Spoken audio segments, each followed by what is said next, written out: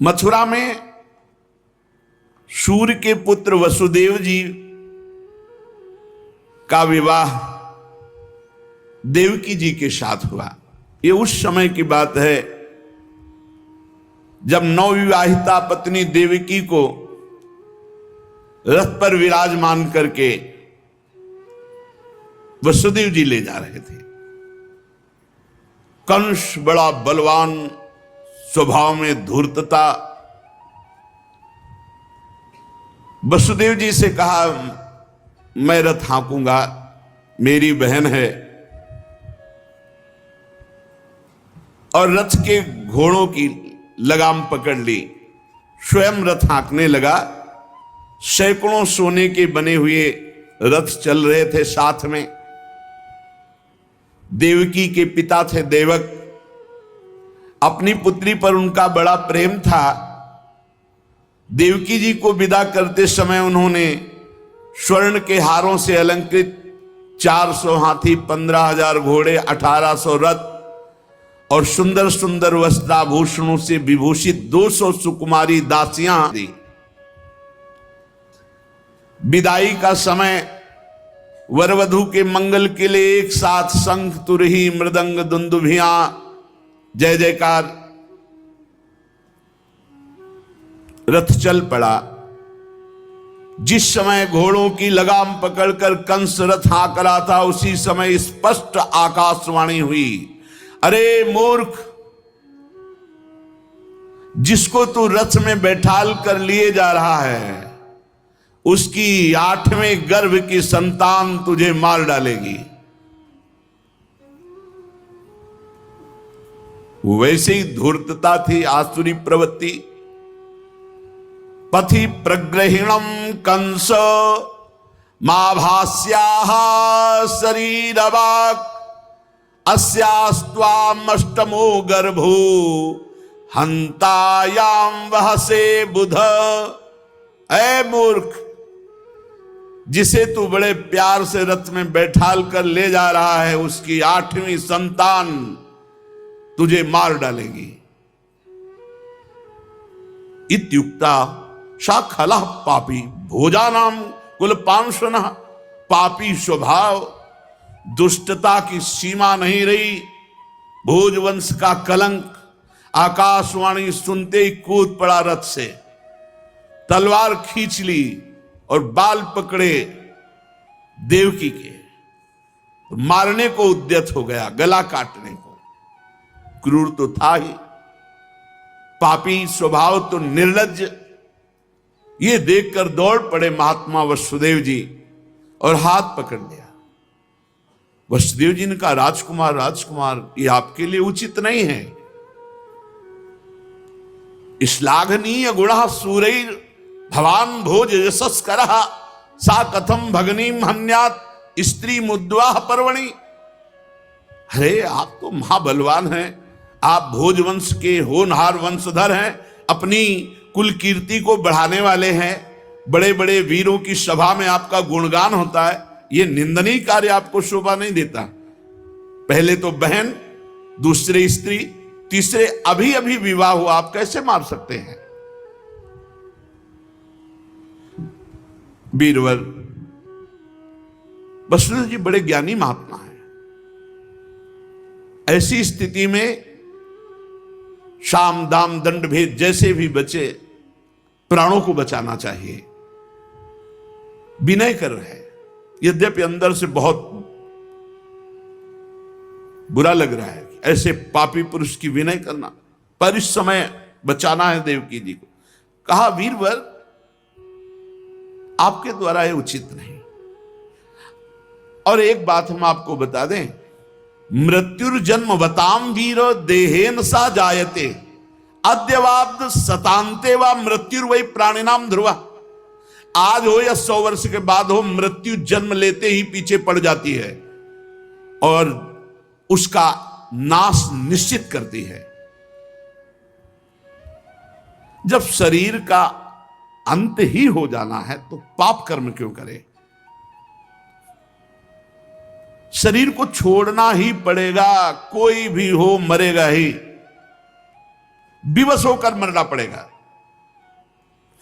महाराज, जैसे चलते समय मनुष्य को अगला पैर जमाने के लिए पीछा उठाना ही पड़ता है, ऐसे जैसे जोंक अगले तिनकों को पकड़कर पीछे को छोड़ती है, ऐसे ही प्रतिक्षण शरीर नाश हो रहा है, अवस्था बदलती चली जा रही, अपने को दिखाई नहीं दे रहा। ऐसे ही एक शरीर को छोड़कर दूसरे शरीर को जाता है। महाराज, जैसे कोई पुरुष जागृत अवस्था में राजा के ऐश्वर्य को देखकर, इंद्रादि के ऐश्वर्य को सुनकर अभिलाषा करने लगता है और चिंतन करते करते उसी कल्पना में खो जाता है, और कभी स्वप्न में अपने को राजा या इंद्र देखता है, अपनी दरिद्रावस्था के शरीर को भूल जाता है। महाराज, फिर जगह तो स्वप्न का जो इंद्र और राजा बना था वो भी झूठा। जागृत में स्थूल शरीर की जो सत्ता है, स्वप्न में वो झूठा, और जब जागृत हुआ तो स्वप्न झूठा लगा। महाराज, ये जीव कर्मकृत कामना और कामनाकृत कर्म के वश होकर बार बार जन्म, बार बार मरण को प्राप्त होता है। ये जीव का मन अनेक विकारों का पुंज है। शरीर के अंत समय में पूरे जीवन जो किया जाता है वही छा जाता है, और वही अगला जन्म बनता है, वही प्रारब्ध कर्म बन करके फिर भोगना पड़ता है। महाराज, ये शरीर मैं हूं ऐसा मान करके बड़े बड़े पाप करते हैं लोग, फिर उनको जन्म, फिर मरण, ये दुख भोगना पड़ता है। इसलिए महाराज, अपना कल्याण चाहने वाले को किसी से द्रोह नहीं करना चाहिए, किसी को सताना नहीं चाहिए। जीव कर्म के अधीन है, वही होगा जो होना है।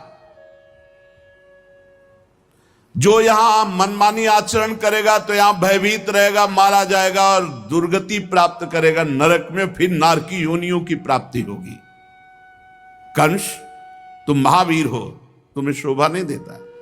छोटी बहन है, अभी बच्ची है, अभी ब्याह हुआ है, तुम्हारी कन्या के समान है, अभी मंगल चिन्ह नहीं मिटे, शरीर से अभी देखो ना कैसे ब्याह के सब, और आप उसका वध करना चाहते हैं, बिल्कुल उचित नहीं।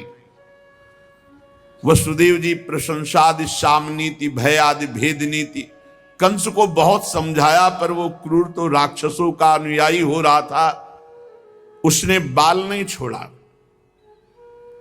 वसुदेव जी ने देखा अब किसी भी तरह मृत्यु को टालना चाहिए। बुद्धिमान पुरुष जहां तक बने बल और बुद्धि का प्रयोग करके किसी भी तरह से पहले मृत्यु को टालना चाहिए। प्रयत्न करने पर असफल रहे तो कोई दोष नहीं, पर प्रयत्न करना चाहिए। किसी की भी अगर ऐसा दिखाई दे रहा है तो हम उसकी जान बचावें, हमारी मनुष्यता का पहला धर्म है। इसलिए इस मृत्यु रूप कंस को पुत्र दे देने की प्रतिज्ञा करूं और मैं देवकी को बचा लूं। यदि मेरे लड़के होंगे तब ये कंस स्वयं पता नहीं मर जाएगा, बचेगा कि नहीं बचेगा, क्या होगा। संभव उल्टा हो, आकाशवाणी ने कहा मेरा लड़का मारा तो मारेगा, पक्का मारेगा। विधाता के विधान को कोई टाल थोड़ी सकता है। इसलिए इस समय मुझे देवकी को बचाना चाहिए। अपनी बुद्धि के अनुसार ऐसा निश्चय करके हाथ जोड़कर कहा, महाराज आप बड़े वीर हैं, बड़े पराक्रमी हैं और बड़े प्रशंसनीय हैं। यद्यपि वसुदेव जी के हृदय में बिल्कुल पीड़ा हो रही थी कि ऐसे नीच की प्रशंसा नहीं करनी चाहिए, ये बड़ा क्रूर निर्लज्ज है और मुझे इसकी प्रशंसा करनी पड़ रही बनावटी शब्दों से। क्योंकि शाम नीति कहती है किसी के प्राण बचाना है तो उस समय दाम नीति, धन दे करके, भय दिखाकर, भेद दिखाकर किसी तरह प्राणों की रक्षा करनी चाहिए। अंदर हृदय जल रहा है पर मुख से बनावटी हंसी हंसते हुए कहा, आपको देवकी से तो कोई भय है नहीं। आकाशवाणी ने तो पुत्र से कहा, वो भी 8वें।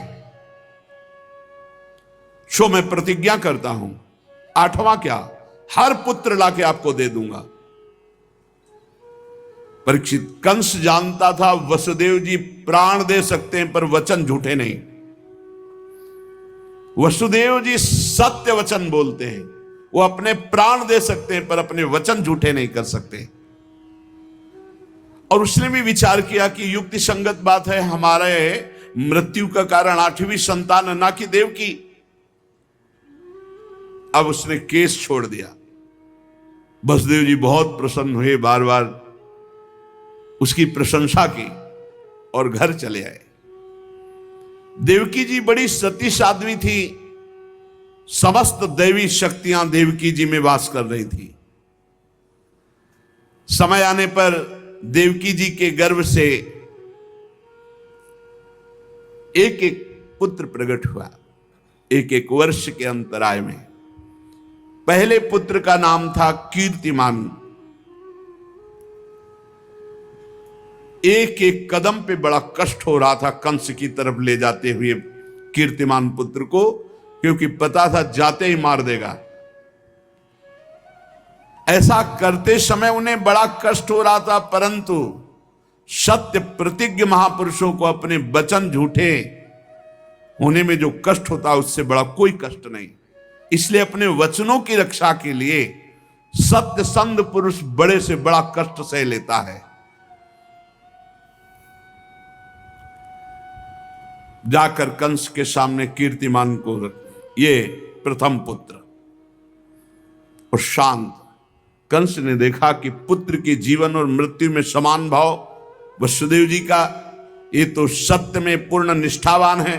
बहुत प्रसन्न हुआ और हंसकर बोला, वसुदेव जी ये नन्हे नन्हे सुकुमार है, क्या मुझे मारेंगे?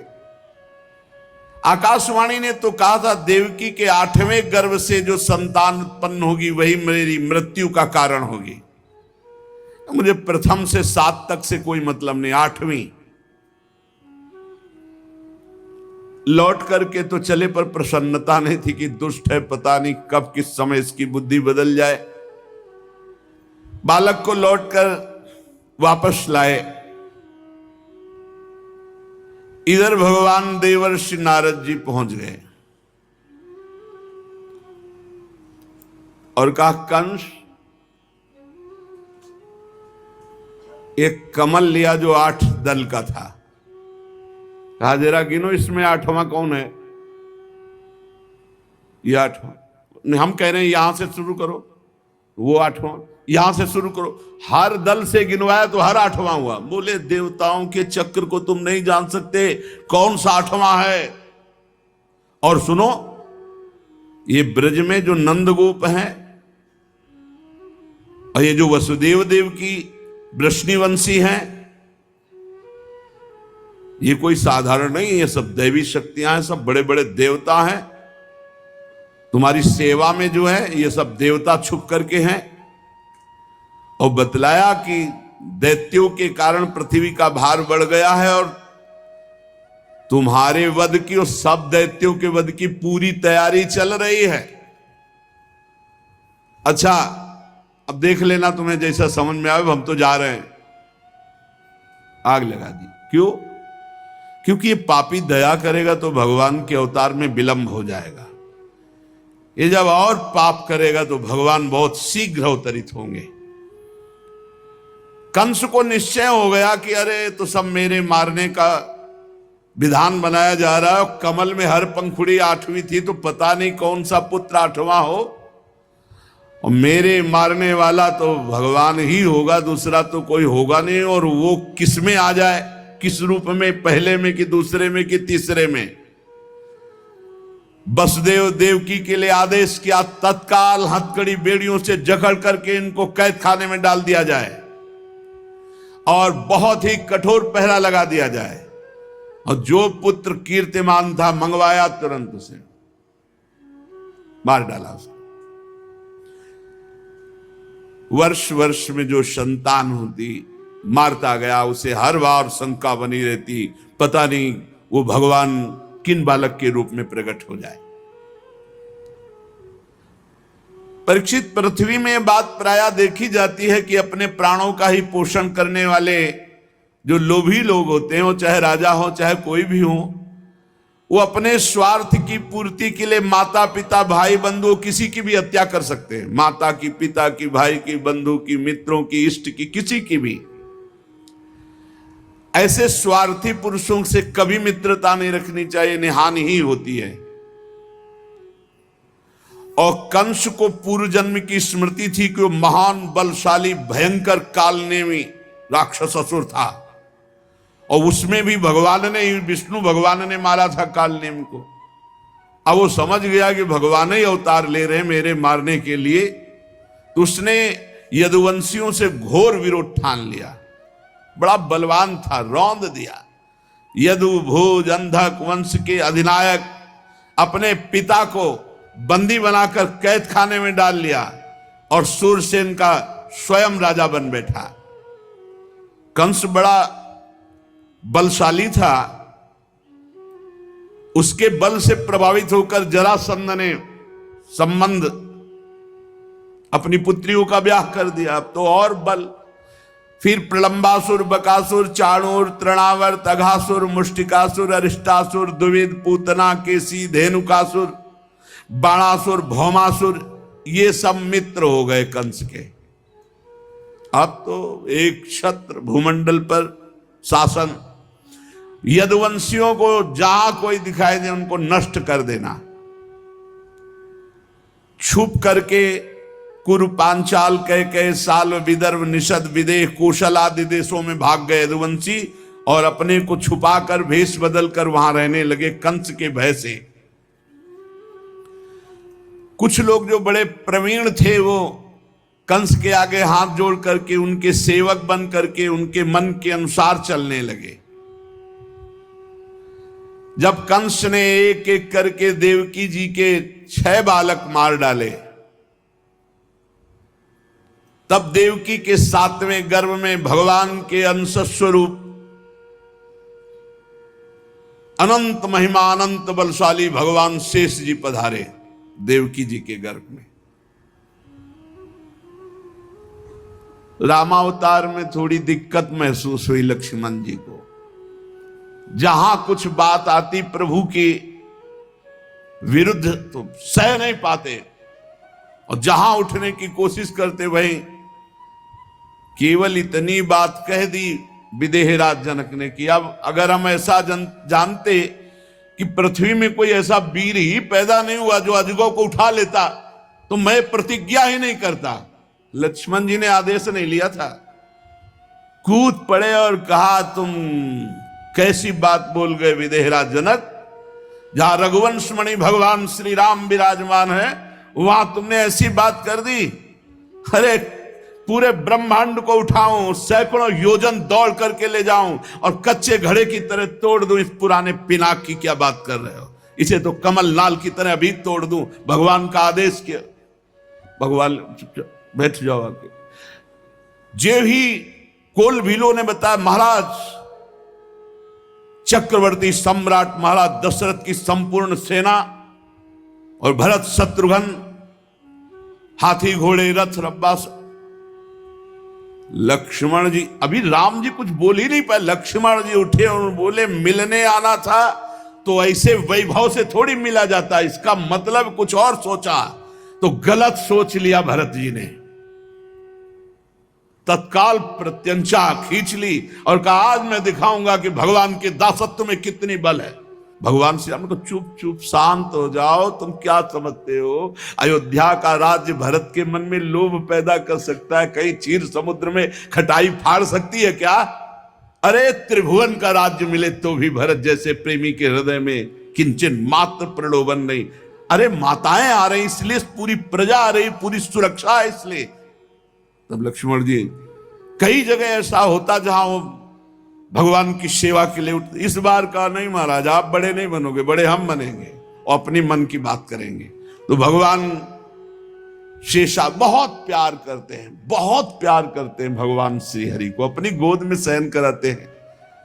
गौर वर्ण के, ये गौर श्याम जोड़ी ही है। शेष सैया पे हैं तो कर्पूर की तरह गोरे हैं शेष भगवान, कोई काले नहीं है, और श्याम वर्ण के भगवान उन पे शयन करते हैं। जब अवतार लेते हैं तो गौर श्याम जोड़ी ही रहती है। अगर बड़े भाई के रूप में होते तो राम जी को रोक देते, वनवास नहीं जाने देते, पर बड़े राम जी थे। इस बार बड़े भाई बन के आए, अपने प्रभु को सुख प्रदान करने के लिए आज्ञा करूंगा। नहीं, ऐसा नहीं, तो मानना पड़ेगा आज्ञा। अनंत भगवान जब 7वें गर्भ के रूप में देवकी के उदर में पधारे, बड़ा आनंद। पर देवकी जी को लगा कि कंस इसे भी मार डालेगा, इसलिए वो रुदन करने लगी। विश्वात्मा भगवान ने देखा कि माता को बहुत दुख है और यदुवंशियों को कंस सताए ही जा रहा है, तो अपनी योग माया का स्मरण किया और योग माया को आदेश किया, देवी कल्याणी, तुम ब्रज में जाओ, वह प्रदेश ग्वालों और गौओं से सुशोभित है। वहां नंद बाबा के गोकुल में वसुदेव जी की पत्नी रोहिणी गुप्त रूप से निवास कर रही। उनकी और भी पत्नियां कंस के डर से गुप्त स्थानों में रह रही। इस समय मेरा महान अंश, जिसे अनंत शेष जी कहते हैं, देवकी के उदर में गर्भ रूप से विराजमान है। तुम जाओ वहां से उस गर्भ को रोहिणी के उदर में रखो। मैं स्वयं आ रहा हूं, अब विलंब सा नहीं जा रहा, अब विलंब नहीं सहा जा रहा। 7वां जो गर्भ है वो रोहिणी के गर्भ में, और मैं अब स्वयं आ रहा हूं। अब मैं समस्त ज्ञान बल आदि अंशों के साथ देवकी का पुत्र बनूंगा, और नंद बाबा की पत्नी यशोदा के गर्भ से तुम प्रकट हो। योग माया को आदेश किया, तुम समस्त कामनाओं को पूर्ण करने में समर्थ और वरदान देने में समर्थ होगी। मनुष्य तुम्हें अपनी समस्त अभिलाषाओं की पूर्ण करने वाली जानकर धूप दीप नैवेद्य अन्य प्रकार की सामग्रियों से तुम्हारी पूजा करेंगे। पृथ्वी में तुम्हारे नाम होंगे, दुर्गा, भद्रकाली, विजया, वैष्णवी, कुमुदा, चंडिका, कृष्णा, माधवी, कन्या, माया, नारायणी, ईशानी, शारदा, अंबिका। इन बहुत नामों से तुम पुकारी जाओगी। कुमुदा, चंडिका, कृष्णा, माधवी, कन्यकेति च, माया, नारायणी, सानी, शारदेत्यंबिकेति च। और देवकी के गर्भ में से खींचे जाने के कारण शेष जी को संकर्षण नाम से पुकारा जाएगा। लोक रंजन करने के कारण राम, और बलवानों में महान बलशाली होने के कारण बलराम कहे जाएंगे, बलभद्र कहे जाएंगे। जब भगवान ने इस प्रकार आदेश किया, जो आज्ञा, ऐसा भगवान की शक्ति योग माया भगवान की आज्ञा सिरोधार करके भगवान की परिक्रमा की, और जैसा भगवान ने कहा था वैसा ही किया। जब योग माया ने देवकी का गर्भ ले जाकर रोहिणी के उदर में रख दिया, तब समस्त द्वारपाल और सब जगह खबर पहुंच गई, गर्भ नष्ट हो गया देवकी। किसी को आंतरिक पता तो है नहीं। नगरवासी बहुत कि बेचारी के 6 तो मार डाले गए और 7वां गर्भ नष्ट हो गया। हाय, कितना कष्ट देवकी को है। भगवान अपि विश्वात्मा भक्तानाम अभयंकरः।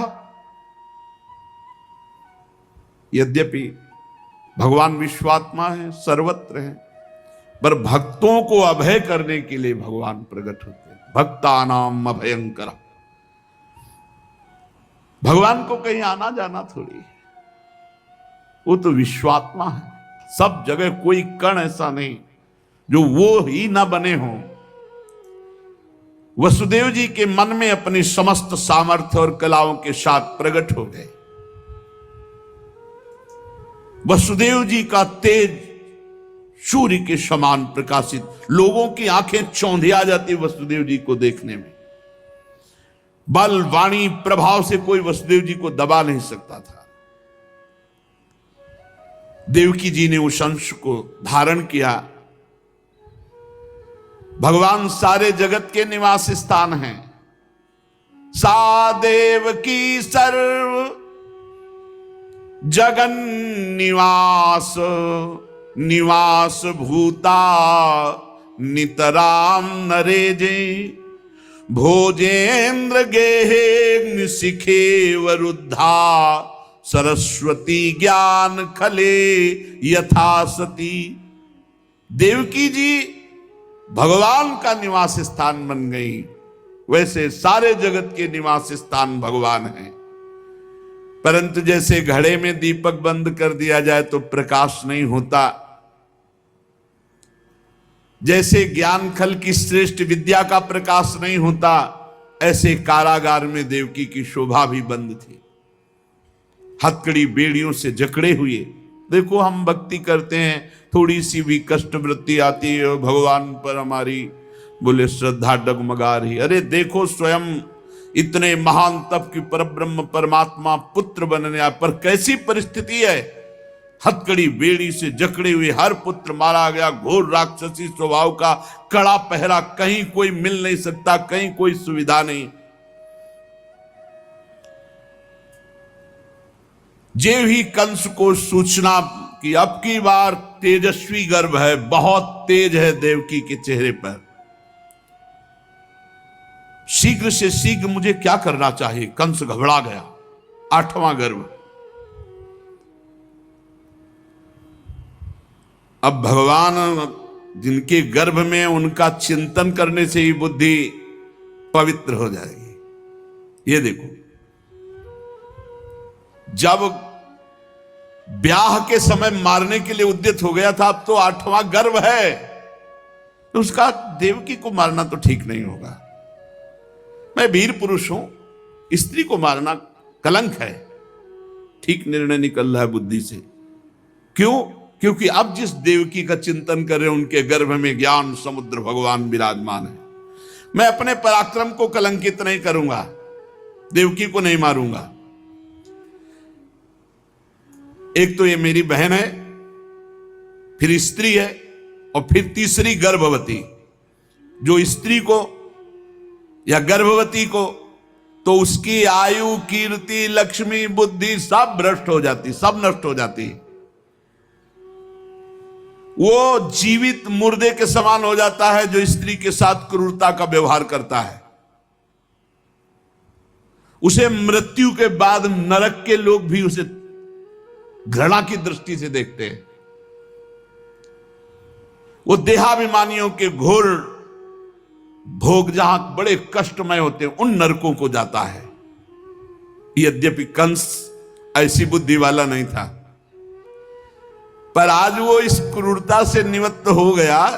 जो विवाह के मंगल चिन्हों को धारण करने वाली देवकी जी का गला काटने को उद्यत था, आज विचारवान इसीलिए है क्योंकि जिन देवकी का चिंतन कर रहा है, वो देवकी जी के गर्भ में सर्वलोक महेश्वर भगवान विराजमान हैं, जो कर तुम अकर तुम अन्यथा कर तुम है।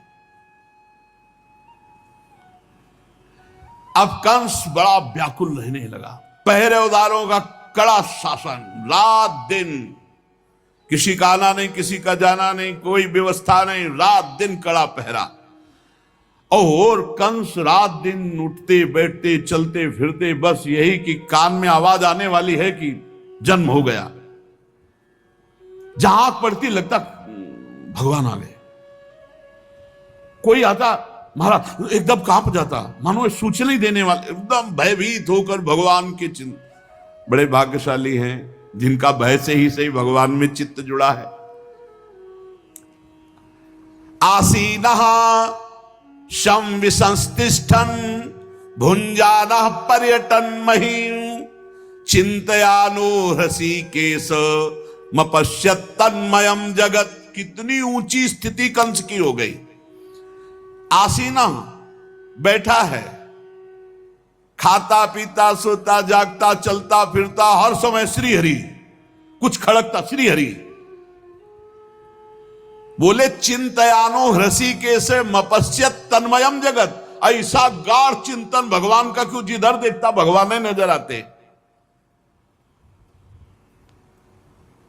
अब जो ही भगवान शंकर ब्रह्मा आदि बड़े बड़े लोकपालों ने देखा ईश्वर कोटि के कि भगवान पधारे देवकी जी के गर्भ में, तो सब कंस के कैद खाने में आए। नारद आदि और भी बड़े ब्रह्म ऋषि सब भगवान की स्तुति कर रहे हैं। देवकी जी की तरफ नमस्कार मुद्रा में और सब भगवान की स्तुति कर रहे।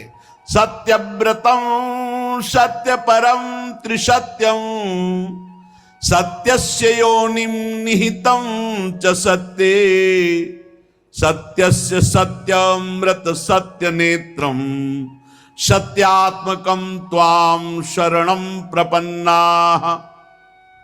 हे प्रभु, आप सत्य संकल्प हैं, सत्य ही आपकी प्राप्ति का श्रेष्ठ साधन है।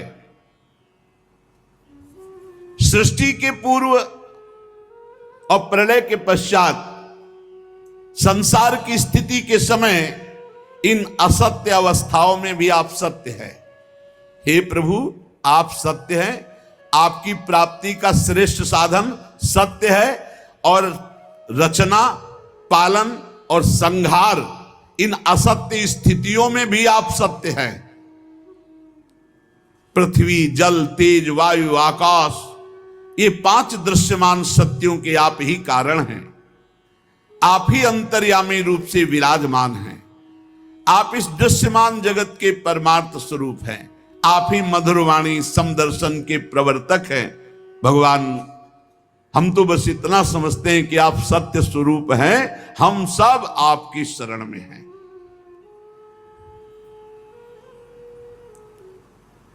कुछ बिरले लोग ही हैं जो आपके इस सत्य स्वरूप में अपना चित्त एकाग्रता पूर्वक लगा पाते हैं। प्रभु, जो आपका चिंतन करते हैं उनके लिए संसार समुद्र कैसा है? गाय के बछड़े के खुर के गड्ढे के समान, पार होने में कोई, जो आपका चिंतन करते हैं। आज तक के जितने भी संत महात्मा हुए हैं, सब आपके चिंतन प्रभाव से, आपके चरणों के आश्रय से ही इस संसार समुद्र से पार हुए हैं। परम प्रकाश स्वरूप परमात्मन, आप भक्तजनों के निष्कपट हितैषी और प्रेमी हैं। प्रभु, आपका बड़ा अनुग्रह है हम सबके ऊपर। बड़ी विस्तृत स्तुति की समस्त ब्रह्मा, भगवान शंकर, लोकपाल देवताओं और ब्रह्म ऋषियों ने। और देवकी जी को संबोधित करके कहा, माता जी, ये बड़े सौभाग्य की बात है कि आपकी कोख से सबका कल्याण करने के लिए स्वयं परब्रह्म परमात्मा भगवान पुरुषोत्तम अपने ज्ञान बल आदि अंशों के साथ पधार रहे हैं। डरिएगा मत आप कंस से, बिल्कुल मत डरिएगा। अब ये कुछ दिन का मेहमान है। भगवान यदुवंश की रक्षा करने के लिए प्रकट हो रहे हैं। ब्रह्मादि देवताओं ने इस प्रकार भगवान की स्तुति की और सब देवकी जी को प्रणाम करके अपने अपने धाम को गए। परीक्षित, अब समस्त शुभ गुणों से युक्त बहुत सुहावना समय आया। अथ सर्वगुणोपेतः कालः परम शोभनः यर्हे वाजन जन्मर्क्षम शांतरक्ष गृह तारकम। रोहिणी नक्षत्र था। आकाश के सभी नक्षत्र, ग्रह और तारे सौम्य हो रहे थे। जैसे अंतःकरण शुद्ध होने पर भगवान का आविर्भाव होता है, उसी प्रकार भगवान जब अवतार लेते हैं ना, तो संपूर्ण सृष्टि प्रकृति परम पवित्र हो जाती, क्योंकि भगवान अवतरित हो रहे। काल, दिशा, पृथ्वी, जल, अग्नि, वायु, आकाश, मन, ये सब निर्मल हो जाते हैं। भगवान जब प्रकट हो रहे हैं, रोहिणी नक्षत्र है और समस्त नक्षत्र, ग्रह, तारे ये सब सौम्य हो रहे हैं। दिशाएं स्वच्छ प्रसन्न थी। जगमग जगमग तारे हो रहे हैं। सब जगह रत्नों की खाने अपने आप प्रकट हो रहे। पृथ्वी से स्वर्ण, चांदी, हीरा, जवाहरात, ये रत्ने अपने आप प्रकट हो रहे हैं। जैसे पीली मिट्टी, लाल मिट्टी, ऐसे रत्न प्रकट हो रहे हैं। हीरे आदि की खाने मंगलमय प्रकाश करती हुई नीचे से प्रकट हो रही, नदियां एकदम जल निर्मल, रात्रि के समय भी सरोवर कमल खिल गए, वन में वृक्षों की पंक्तियां रंग बिरंगी पुष्पों के गुच्छों से लद गई, पक्षी चहकने लगे, भौरे गुंजार करने लगे। वो वायु सुख स्पर्शा पुण्य गंधवा शुचि अग्न्यस्त द्विजाति नाम शांतस्तत्र समिंधति। उस समय परम पवित्र शीतल मंद सुगंध वायु लोगों को सुख दान करती हुई बह रही। जो ब्रह्म ऋषियों के अग्निहोत्र की अग्नियां कंस के अत्याचार से बुझ गई थी, वो अपने आप प्रज्वलित हो गई। संत पुरुष पहले ही चाहते थे कि असुरों की बढ़ती ना होने पाए।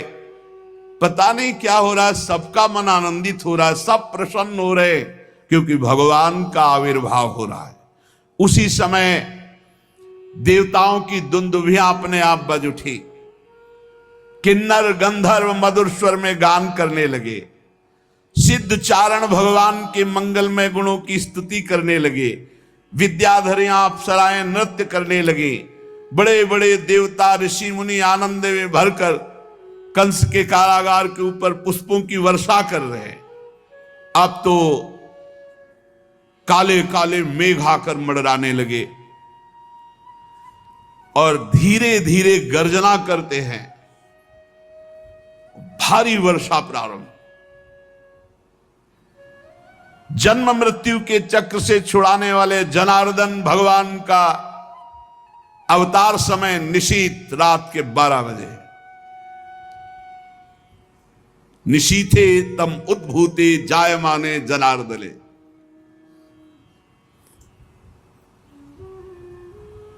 भगवान स्थूल सूक्ष्म कारण तीनों से परे तुरीय, और जिसको साक्षात दर्शन दे देते हो हर समय तुरीय अवस्था में रहता है। निशीत रात के 12 बजे भगवान प्रकट हो रहे। चारों ओर बादलों ने, अभी जो तारे चमक रहे थे, सौम्य थे, शांत थे, तब अंधकार छा गया। जब भगवान के प्रकट होने का समय हुआ, ऐसे मेघ छा गए, घोर अंधकारमयी रात्रि, गर्जना हो रही, वर्षा हो रही। उसी समय सबके हृदय में विराजमान भगवान देवरूपिणी देवकी के सामने प्रकट हुए। मानो पूर्व दिशा में 16 कलाओं से पूर्ण चंद्रमा का प्रादुर्भाव हो गया हो। भगवान श्री कृष्ण चंद्र जो चंद्रवंश में प्रकट हो रहे, 16 कलाओं से। वसुदेव जी ने देखा, क्या देखा? हथकड़ी बेड़ी पास ही बैठे देवकी वसुदेव जी, कि उनके सामने नेत्र कमल के समान कोमल और विशाल नेत्र, 4 सुंदर हाथों में शंख गदा चक्र कमल, बक्षा स्थल पर श्रीवत्स का चिन्ह, तमद्भुतम बालकम अंबुजे क्षणम चतुर्भुजम शंख गदायुधायुधम श्रीवत्स लक्ष्मम गलशोभिकौस्तुभम पीतांबरम सांद्र पयोद सौभगम। आहा, शंख चक्र गदा पद्म, वक्षा स्थल पर श्रीवत्स का चिन्ह, कौस्तुभ मणि, अद्भुत झिलमिला रही कांति, वर्षाकालीन मेघ के समान परम सुंदर श्यामल शरीर पर मनोहर बिजली की भांति चमकता हुआ पीतांबर, बहुमूल्य वैदुर्य मणि के किरीट कुंडल की कांति, सुंदर घुंघराले केस जो सूर्य की कांति को भी मात कर रहे हैं, ऐसा तेज, चमचमाती करधनी की लड़ियां, बाहों में बाजूबंद, कलाइयों में कंकण, आभूषणों से सुशोभित श्री भगवान को सामने देखा। सा विस्मयोत्फुल्ल विलोचनो हरिम सुतम विलोक्य आनक दुंदुभिस्तदा। अरे मेरे पुत्र के रूप में कौन आ रहे हैं? ये साक्षात भगवान सा विस्मयोत्फुल्ल विलोचनो हरिम। हाँ, वसुदेव जी ने प्रफुल्लित होकर देखा मेरे भगवान आ गए। असीम आश्चर्य, रोम रोम परमानंद में डूब गया। भगवान पधारे, जन्म जन्म की अब आस पूर्ण हुई। भगवान को मेरे पुत्र बनेंगे। उसी समय संकल्प किया, इस समय तो मेरे हाथ और पैर हथकड़ी और बेड़ियों से जकड़े हुए हैं, मैं 10,000 गायों का संकल्प करता हूं पुत्र प्रकट होने के महोत्सव में। भगवान श्री कृष्ण पूरा सूतिकाग्रह श्याम वर्ण से प्रकाशित हो रहा है। वसुदेव जी ने अब निर्भय होकर के, अरे स्वयं परमात्मा पुत्र बनने आए हैं, अपनी बुद्धि स्थिर की और भगवान के चरणों में सिर झुका करके स्तुति करने लगे। वसुदेव जी ने कहा, विदितोऽसि भवान साक्षात् पुरुषः प्रकृते परः केवलानुभवानंद स्वरूपः सर्वबुद्धिदृक् स एव स्वप्रकृतेदं सृष्ट्वाग्रे त्रिगुणात्मकं तदनु त्वं प्रविष्ट इव भाव्यसे। समझ गया प्रभु, समझ गया। आप प्रकृति से अतीत साक्षात परमात्मा हैं। आपका स्वरूप केवल अनुभव और केवल आनंद है। आप समस्त बुद्धियों के एकमात्र साक्षी हैं। प्रभु, आप ही स्वर्ग के आदि में अपनी प्रकृति से इस त्रिगुणमय जगत की सृष्टि करते हैं, फिर उसमें प्रविष्ट ना होने पर भी आप प्रविष्ट के समान जान पड़ते हैं। प्रभु, आप सर्वशक्तिमान सबके स्वामी हैं। संसार की रक्षा के लिए आपने मेरे यहां अवतार लिया है। आजकल कोटि कोटि असुर राक्षस सेनापतियों ने राजा का नाम धारण कर रखा है और अपने अधीन बड़ी बड़ी सेनाएं कर रखी हैं। उन सब का संहार करने के लिए आपका अवतार हुआ है। देवताओं के देव, मेरे आराध्य देव, एक कंस बड़ा दुष्ट है। जब इसे मालूम होगा कि आप हमारे घर में प्रकट हुए तो आपके भाइयों को मार डाला। फिर भी मुझे भय लगता है कि कहीं शस्त्र लेकर दौड़ा आवे और कुछ अमंगल कर दे। यह है वात्सल्य। एक तरफ देख रहे सर्वलोक महेश्वर भगवान और एक तरफ पुत्र, तो डर भी लग रहा है कहीं कंस अस्त्र लेकर दौड़ा आवे, कुछ अमंगल न कर दे। जब देवकी जी ने देखा मेरे पुत्र के रूप में तो पुरुषोत्तम भगवान, तो कंस से जो बहुत भय था कुछ भय रह गया। भय तो है। और बड़े पवित्र भाव से मुस्कुराती हुई कहा, प्रभु, जैसा वेदों में आपका स्वरूप सुना वो अव्यक्त सबका कारण बताया गया, ब्रह्म बताया गया, ज्योतिष स्वरूप बताया गया, लेकिन आप ही हैं अनिर्वचनीय, निष्क्रिय, विशुद्ध सत्ता के रूप में, और वो आज आप मेरे सामने प्रकट हो गए। जिस समय ब्रह्मा की पूरी आयु 2 परार्ध समाप्त हो जाती है तो काल शक्ति के प्रभाव से सारे लोक नष्ट हो जाते हैं। पंचमहाभूत अहंकार में अहंकार, महातत्व में महातत्व, प्रकृति में और प्रकृति एकमात्र आप में लीन हो जाती है। आप ही शेष बचते हैं, इसलिए आपका नाम शेष है। प्रभु, आप भक्त भयहारी हैं। हम लोगों को इस दुष्ट कंस से बहुत ही भय लग रहा है। आप हमारी रक्षा कीजिए। प्रभु, ये रूप आपका देहाभिमानियों के दर्शन योग्य नहीं है। पापी कंस को जब मालूम होगा कि आप मेरे गर्भ से प्रभु आएगा, और मेरा धैर्य टूट रहा है, मुझे भय लग रहा है। विश्वात्मन, आप पहले भगवत स्वरूप अंतर ध्यान कीजिए और आप बाल रूप हुए, क्योंकि आप बाल रूप का सुख देने के लिए ही तो आए हैं। श्री भगवान ने कहा, देवी, स्वयंभू मनवंतर में जब तुम्हारा पहला जन्म हुआ था उस समय तुम्हारा नाम था प्रश्नी, और ये वसुदेव श्रुतपा नाम के प्रजापति थे। तुम दोनों के हृदय में बड़े ही शुद्ध भाव थे। जब ब्रह्मा जी ने तुम दोनों को संतान उत्पन्न करने की आज्ञा दी तब तुम लोगों ने इंद्रियों का दमन करके उत्कृष्ट तपस्या की। तुम दोनों ने वर्षा, वायु, घाम, शीत, उष्ण आदि काल के विभिन्न गुणों को सहन किया और प्राणायाम के द्वारा अपने मन के मल को धो डाला। तुम दोनों ने सूखे पत्ते खाकर फिर हवा पीकर केवल तपस्या की। अभीष्ट वर प्राप्त करने की इच्छा से मेरी आराधना की। कितना कठिन तप! मुझ में चित्त लगाकर ऐसा परम दुष्कर घोर तप करते हुए देवताओं के 12,000 वर्ष व्यतीत हो गए। सूखे पत्ते और फिर उन्हें भी छोड़ दिया, हवा वायु केवल 12,000 वर्ष देवताओं के। पुण्यमयी देवी उस समय में तुम दोनों पर प्रसन्न हुआ, क्योंकि तुम दोनों तपस्या, श्रद्धा, प्रेममयी भक्ति से अपने हृदय में नित्य निरंतर मेरी भावना की थी।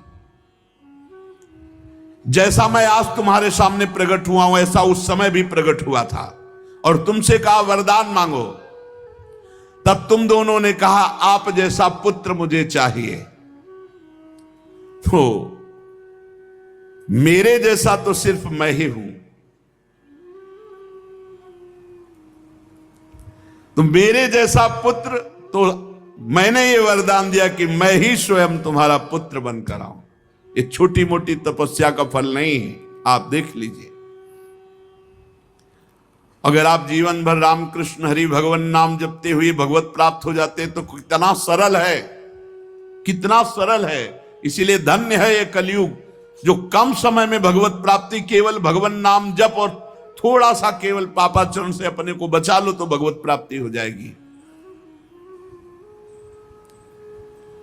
हे माता जी, मैंने देखा कि संसार में शील, स्वभाव, उदारता, अन्य गुणों में मेरे जैसा कोई नहीं, इसलिए मैं ही तुम्हारा पुत्र हुआ था। मैं ही। प्रश्न गर्भ से, वामन रूप से, और इस समय तुम देवकी वसुदेव हुए वासुदेव के रूप से। एक बार मैं वचन बोलता हूं, उसे 3 बार पूरा करता हूं। यह भगवान का नियम। मेरी वाणी त्रिकाल सत्य है। एक बार तुमने मांगा पुत्र, तो प्रश्नी गर्भ, वामन रूप और इस समय वासुदेव रूप। कश्यप आदित्य के रूप में वामन रूप। और मैंने ये रूप इसलिए प्रकट किया कि जब मैं अवतार लेकर मनुष्य शरीर में लीला करूंगा तो मुझे पहचान पाना बहुत कठिन है। इसलिए तुम लोग ध्यान रखना मैं कौन हूं। ये खास बात, एक खास बात ध्यान देने योग्य बात है। भगवान कह रहे हैं कि तुम दोनों मेरे प्रति पुत्र भाव और निरंतर ब्रह्म भाव रखना। युवाम माम पुत्र भावेन ब्रह्म भावेन चासकृत चिंतयंतो कृत स्नेहो या से थे मदगतिम पराम। तब तुम मेरे परम पद को प्राप्त होगी। चिंतनीय कौन है गोपाल जी, कौन है लाल जी? कह रहे तुम मेरे प्रति पुत्र भाव और निरंतर ब्रह्म भाव, इस प्रकार के चिंतन द्वारा तुम मेरे पद को, मेरे प्रिया प्रीतम है कौन? देखो हित सजनी जो नहीं कह रहे, जैसे हित हरिवंश करत अपनो जस प्रगट अखिल ब्रह्मांडन। अखिल ब्रह्मांड के अधिपति हैं। पर ब्रह्म परमात्मा तत्व की उपासना हो रही। हमारा भाव है कि वो हमारे यार हैं, हमारे मित्र हैं, हमारे पति हैं, हमारे पुत्र हैं, हमारे स्वामी हैं, जो भाव रख सके, लेकिन है कौन? इसीलिए शांत भाव है। शांत भाव में पूर्ण तत्व ज्ञान हो जाता है। भगवान इतना कहकर चुप हो गए और अपनी योग माया से देखते देखते एक छोटे शिशु के रूप में नीलमणि वसुदेव जी ने देखा कि भगवान तो बाल रूप हो गया। अब तो और डर लगा, कहीं कंस को पता चल गया और तलवार लिए हुए आवे कुछ अमंगल करे। बहुत घबरा गए और भगवान ने कहा कि मुझे गोकुल पहुंचाओ, नंद बाबा के यहां सुधा मैया के पार्श्व में सुला के आओ। मुझे तुम्हें डर लग रहा है, मैं मारूंगा इसे, पर अभी मुझे पहुंचाओ वहां। भगवान की आज्ञा का पालन करने के लिए जो ही चेष्टा की, ध्यान दीजिए, भगवान की आज्ञा का पालन करने के लिए जे ही चेष्टा की तो अपने आप हथकड़ी बेड़ियां कट गई। माया की हथकड़ी बेड़ियां कट जाएंगी जे ही भगवान की आज्ञा का पालन कर। और बड़े बड़े दरवाजे कोई एक दो नहीं थे, कई दरवाजे थे कंस के कारागार के। फटाफट सब ताले टूट गए, दरवाजे खुल गए। अद्भुत चमत्कार। और जितने पहरेदार घोर राक्षसी स्वभाव के, जिंदा खा जाएं ऐसे पहरेदार थे, सब मूर्छित घोर निद्रा में। अब हथकड़ी बेड़ी कट गई, लाला को लेकर के चले। उस समय घोर बादल छाए हुए, अंधेरा, कुछ दिखाई नहीं दे रहा। कितना कष्ट में जीवन भक्त। अब सोचो, अभी अभी तो प्रकट हुए हैं और अभी अभी त्याग करने जा रहे हैं, अभी अभी त्याग करने। इधर समस्त द्वारपाल सब सोए हुए हैं, वसुदेव जी भगवान को लेकर। वर्षा हो रही, पीछे पीछे गुप्त रूप से शेष भगवान फण धारण किए, मेरे प्रभु को बूंदे ना लगे। जब वो लीला कर रहे, वसुदेव जी को पता नहीं कि पीछे शेष भगवान फण धारण किए। वो तो बस चिंतन में चले जा रहे हैं, कैसे वहां जाएंगे, कोई जान ना जाए कोई। और वहां पहले ही योग माया ने पूरी व्यवस्था करी, पूरा का पूरा परिकर सब बेहोश है नींद में, किसी को सुध नहीं है। केवल यशोदा मैया को प्रारंभ में इतना था, कुछ हुआ और बेहोश हो गए। क्या हुआ ये निर्णय नहीं हुआ। पूर्ववासियों की समस्त इंद्रिय वृत्तियों की चेतना हर ली, सब अचेत हो गए। इतनी मोटी जंजीरें लगी हुई थी, ताले लगे हुए थे, जेल के साथ टूट गए। भगवान श्री कृष्ण को गोद में लिए हुए जैसे जैसे आगे बढ़ते, सब दरवाजे अपने आप खुलते चले थे और पहरेदार सब सो रहे। बादल नजदीक आकर मानो बरस रहे हो, ऐसे लटक लटक के बादल। शेष भगवान अपने फणों से जल को रोकते हुए 1000 फण धारे पीछे पीछे चल रहे। यमुना जी ने देखा कि प्रभु पधार रहे, तो पहला चरणामृत तो हमारे अधिकार बनता है। अरे जिनके चरणों का ध्यान बड़े बड़े महापुरुष शिव आदि करते हैं, आज वही प्रभु मेरे पास आ रहे हैं। आनंद में भर गई यमुना जी और उफान। यमुना जी ने जब उफान आनंद का लिया तो वसुदेव जी के प्राण बहुत घबरा रहे कि अब क्या करें, लौट सकते नहीं, कोई नौका आदि है नहीं। चलो प्रभु ने आज्ञा करी है तो वही देखेंगे। अब मेरे प्राण चाहे चले जाए, मेरे लाला को कुछ ऐसे। यमुना जी उफान कर रहे कि चरण छू ले, और वसुदेव जी उल्टा सोच रहे कि यमुना जी बढ़ रही तो लाला को बचाए। देखो ये समर्पण है, मेरे प्राण भले चले जाए, बस आज्ञा का पालन, प्रभु को पहुंचाना है और सुरक्षित पहुंचाना है। यमुना जी ऐसे थपेड़ जोर जोर से बढ़ रही।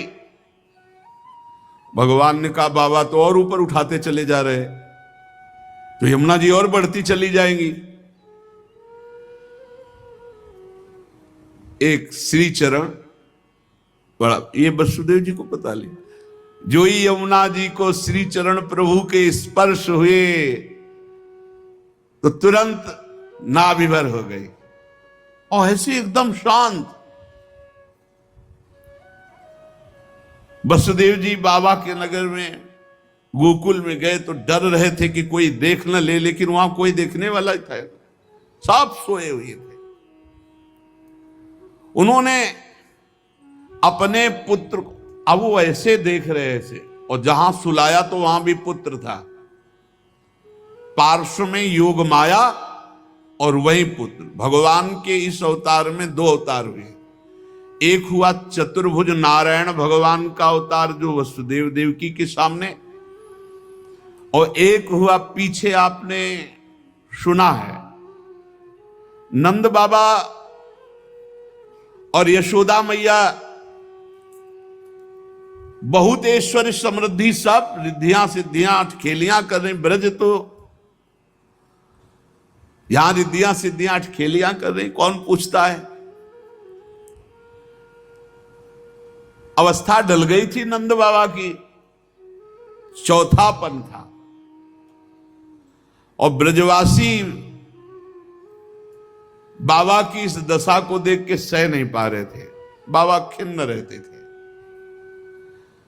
उपनंद आदि वृद्ध गोपों ने परामर्श करके पुत्रष्टि यज्ञ का आयोजन किया। सबने यज्ञ पुरुष गोपराज नंद को पुत्र प्रदान करने की प्रार्थना की भगवान से। पुत्रष्टि यज्ञ हुआ। जैसे महाराज दशरथ जी की अवस्था डल चुकी थी तो श्रृंगी ऋषि ने पुत्रष्टि यज्ञ करा, उससे खीर फिर भगवान 4 रूपों में प्रकट हुए, राम लक्ष्मण भरत शत्रुघ्न। पुत्रष्टि यज्ञ का अनुष्ठान हुआ नंद बाबा के यहां। अब उच्च कोटि के ब्रह्म ऋषि वेद ध्वनि आकाश में मुखरित हो रही थी। गोपराज श्री नंद बाबा अंतापुर में यशोदा मैया के पास बैठे हुए कहा, यशोदा रानी, इस बार पूरे ब्रजवासियों का आशीर्वाद है, सब ब्रह्म ऋषि हैं। कई बार हो चुकी, इसका मतलब पुत्र के लिए कई बार उपाय किए जा चुके थे। इस बार फलस्वरूप में मेरे पुत्र होगा। मन में बड़ी कामना है, मेरा विश्वास है ये जो यज्ञ हो रही, चूंकि ब्रजवासियों का आशीर्वाद है और ब्रह्म ऋषि जन बड़े महिमाशाली हैं,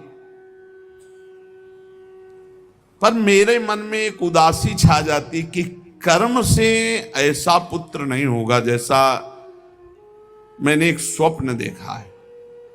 ये कर्म जनित तो नहीं हो सकता। यज्ञादि कर्मों के सभी फल चंचल हैं और मैंने जो पुत्र देखा है वो अचल है, अविनाशी है। बड़ी आशा, पर लगता है मेरी दुराशा है क्या। वो कर्म फल से तो नहीं प्राप्त हो सकता जैसे मैंने देखा है।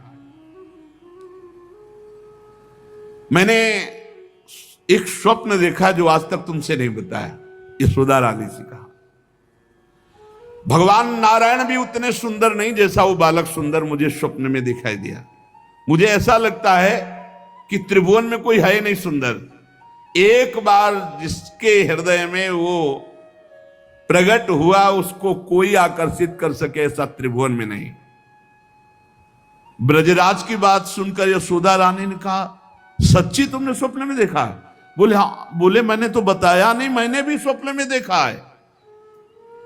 क्या?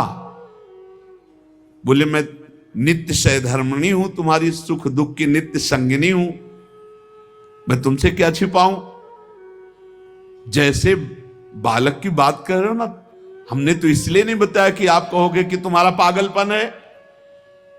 बिल्कुल वैसे ही मैंने देखा है। श्यामस चंचल चारु दीर्घ नयनो बालस्तवांक स्थले दुग्धोद्गारि पयोधरे स्फुटमसौ क्रीडन मया लोक्यते स्वप्नस्तत्किमुजागरः किमथ वेत्ते तन्न निश्चीयते सत्यम ब्रूहि सधर्मिणी स्फुरति किम सोयम तवाप्यंतरे। बाबा ने कहा मैंने भी देखा। दिव्याति दिव्य नीलमणि सदस्य श्याम सुंदर वर्ण एक बालक तुम्हारे गोद में दुग्ध पान कर रहा है, जो चंचल नेत्र मनोहर विशाल भाल तुम्हारी गोद में स्थित देखा, वो तुम्हारा पयोधर पान कर रहा है।